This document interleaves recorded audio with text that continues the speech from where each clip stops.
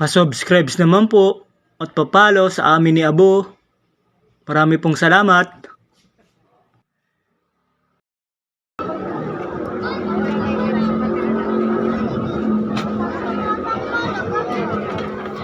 Isa na ang Quiapo sa dinadagsaan ng mga tao dito sa Metro Manila.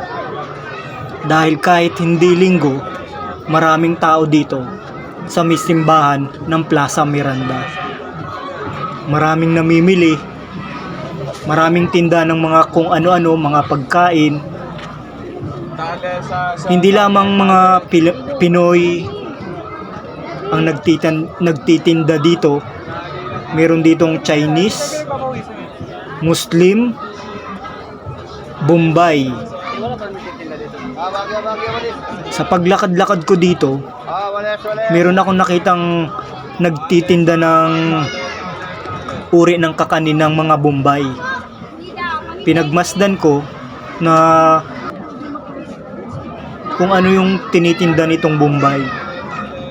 Kanina ko pa siya pinanunood, walang bumibili. Mayroong lumalapit nagtatanong lang kung ano yung tinitinda ng Bombay. Kaya ako naman gusto kong matikman dahil nga nagbablog tayo. Nilapitan ko na kung ano yung tinitinda ng Bombay. Lagi nating napapanood sa mga yung mga palabas ng kung paano magluto ang mga Bombay ng pagkain. Kaya minsan siguro hindi natin magustuhan yung nilulutong pagkain ng mga Bombay. Dahil nga sa yung style ng pagluluto nila, pag-prepare ng pagkain nila. Kaya ngayon titikman natin kung masarap nga. Siyempre hindi natin nakita kung paano to ginawa nitong Bombay. Oh no! Anong tawag dito? Biryani po, siya nagluto. Biryani. Magkano isa? 100 na lang. Kanina 150 yan eh. Masarap yan, sir. Paubos na yan. Pwede maamoy? Opo. Ito yan, ito yan. May ano? May ano? Ito yan si sir. Isa, sir. Anong tawag dyan? Biryani. Oh, kapsa, para kapsa. Talaga pinag-awak mo na. Meron kang kutsara? Tikman ko na. Ayun. Ito, tsala. Halika, 100 na lang, 100. Si Kuya may gawa niyan?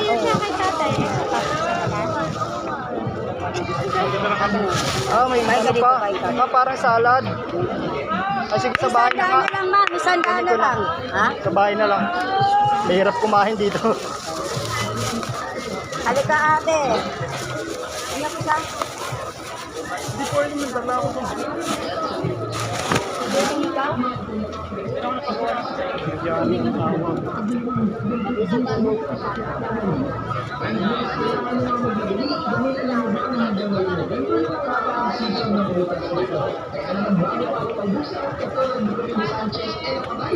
Isang araw na ng mga Sulit at sobrang happy na dragon fruit juice. Pero yun nga guys, dito tayo ngayon sa may Quiapo, Manila at ngayong araw nga hanapin natin yung sikat na nagtitinda ng fruit shake dito sa may Quiapo. Kasi narinig ko na dinarayo daw talaga ang fruit shake stand na ito dahil 100% na frutas ang kanilang ginagawa. Walang powder, no preservatives, lahat natural. So tara, hanapin natin at tikman natin ito.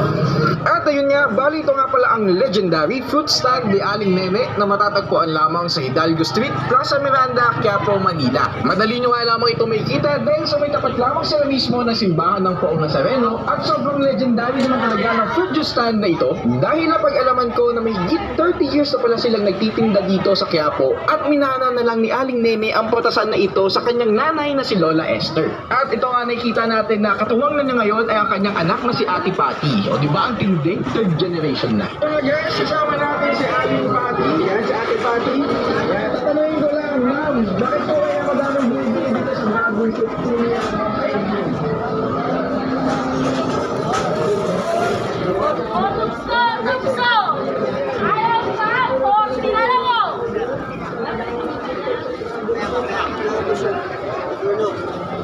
Ako, sinikwenta ko, nagwalaw, di ba? Hindi na, ayaw binili.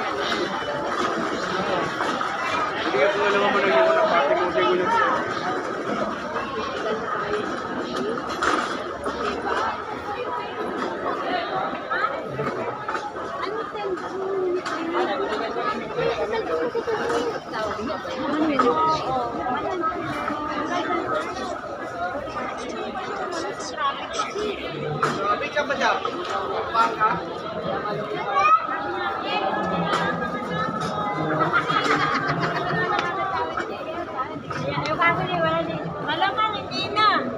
No, hindi pumunta si Doraemon dito. Mas tagal, hindi ko na nakikita sa kanya. Sinubukan ko kung paano kumain sa labas. Kaya yung binili kong birgani sa Bombay, dito ko na kinain sa gilid ng kalsada.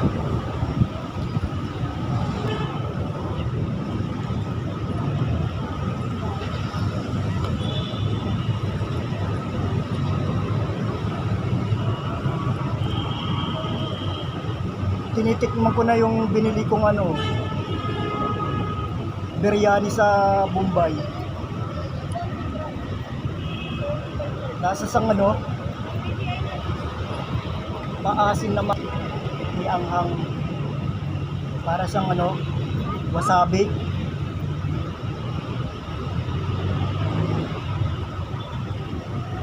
Tapos meron siyang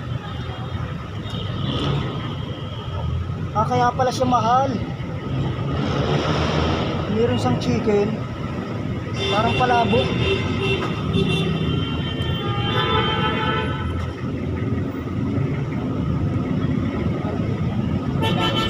Masama ng lasa.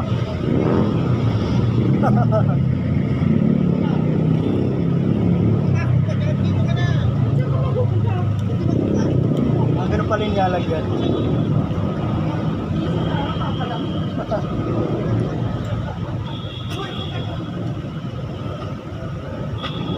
Biryani ng Bombay Sarap pala.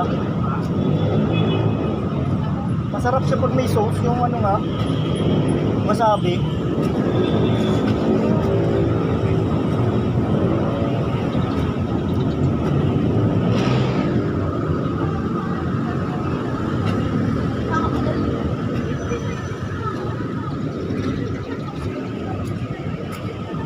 Kain po tayo.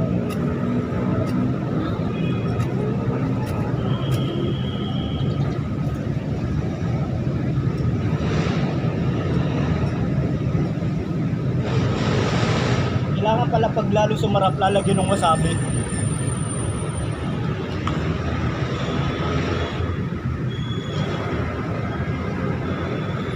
Meron siyang itlog